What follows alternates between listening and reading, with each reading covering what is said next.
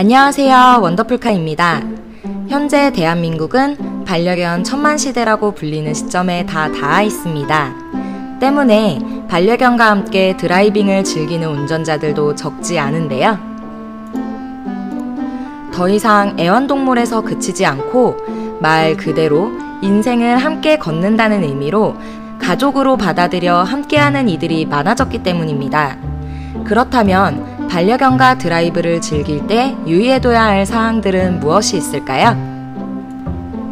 반려견의 성격마다 조금씩 차이가 있긴 하지만 보통의 개들은 낯선 환경에선 예민해지는 경우가 많습니다. 특히 사람보다 청각이 발달한 개들에게 자동차에서 느껴지는 소음과 진동은 두려움을 더욱 가중시킬 수 있습니다. 아직 드라이브 경험이 한 번도 없는 반려견이라면 자동차를 공간의 개념으로 두고 이곳에 오면 즐거운 일이 생긴다는 인식이 생길 수 있도록 조금씩 또 자주 적응하는 시간을 주는 것이 중요합니다. 특히 주의해야 할 것은 차량을 이용하여 처음 방문하는 곳이 동물병원이면 안 된다는 것인데요. 보통의 반려견들은 아플 때 찾아가는 동물병원을 무서워하거나 싫어하는 경우가 대부분이랍니다. 기쁜 마음으로 드라이빙을 나섰는데 하필 도착한 곳이 동물병원이라면 마치 우리가 어렸을 때 맛있는 것을 사주겠다는 부모님의 말을 듣고 따라갔다가 병원에서 예방접종을 맞았을 때의 배신감과 비슷한 느낌이 들 수도 있다고 하네요. 때문에 차량을 이용하여 처음 방문하는 곳은 병원이 아닌 즐거운 산책길이 될수록 좋습니다. 두 번째는 배변 활동을 미리 해두어야 한다는 것입니다. 반려견들은 자동차에 대한 인식이 부족한 것이 대부분입니다.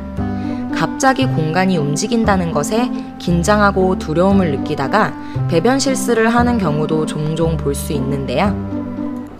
드라이브를 앞두고 있는 상태라면 5분에서 10분 정도 인근 지역을 산책하며 배변 활동을 자연스럽게 유도하여 만일의 사태를 방지하는 것이 바람직합니다. 세 번째로는 멀미 예방입니다. 생각보다 많은 반려견들이 드라이브 중 멀미 현상을 겪는다고 합니다. 증상은 다양하지만 호흡이 안정적이지 못하고 헥헥거리는 경우나 구토 증상을 보이는 것이 대부분이라고 하는데요. 차량 탑승을 앞두고 있는 상황이라면 최소 3시간 이전부터는 사료와 간식 등의 음식물 섭취를 하지 않는 것이 좋습니다. 마지막으로는 가장 중요한 전용 카시트를 장착해야 한다는 것입니다. 반려견을 안고 운전을 하는 행위는 무척 위험합니다. 조금 자극적인 이야기가 될 수도 있지만 만에 하나 반려견을 안고 운전을 하다 사고가 발생된다면 사랑하는 나의 반려견을 에어백으로 대신 써도 괜찮다는 의미와도 같은 것입니다. 반드시 전용 캐리어나 시트, 케이지 등을 이용하여 반려견을 조수석 혹은 뒷좌석에 위치하도록 해야 하고 이 중 반려견 케이지의 경우는 박스 형태의 장에 반려견이 들어가게 되니 큰 걱정은 필요 없습니다. 하지만 방석 형태나 바구니 형태의 캐리어 혹은 시트를 이용할 경우 반려견이 창밖을 구경하려 발을 댔다가 창문이 열려 큰 사고가 일어날 수도 있으니 반려견이 위치한 쪽의 창문은 윈도우락 기능으로 잠가놓는 것이 가장 안전합니다. 사랑하는 나의 반려견과 즐거운 드라이빙을 위해 제공한 원더풀카의 상식이 마음에 드셨다면 좋아요와 구독 버튼 잊지 마세요. 그럼 다음 시간까지 안녕.